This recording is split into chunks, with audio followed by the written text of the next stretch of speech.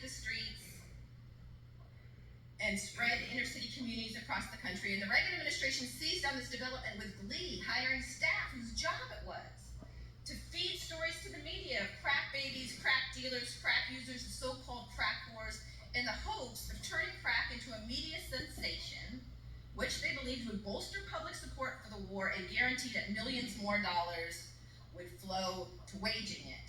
And the plan worked like a charm.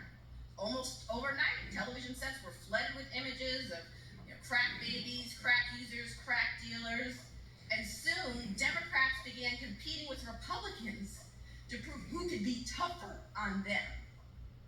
And so it was President Bill Clinton who presided over the most dramatic escalation of the drug war at the same time as he ended welfare as we know it, all in an effort to appeal to that same group of white swing voters, a task that was made easier once crack had actually hit the streets and violence had become a real problem in these communities.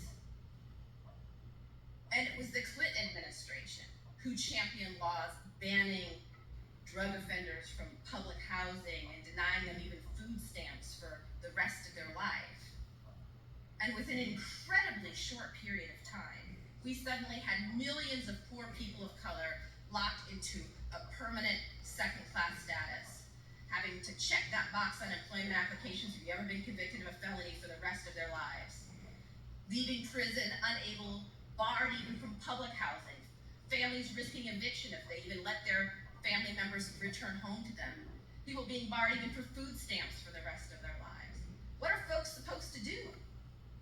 Can't get a job, barred from housing, food stamps may even be off limits to you.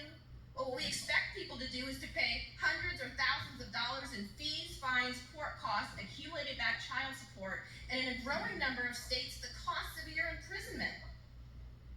And then get this, even if you're one of the lucky few who managed to get a job, up to 100% of your wages can be garnished.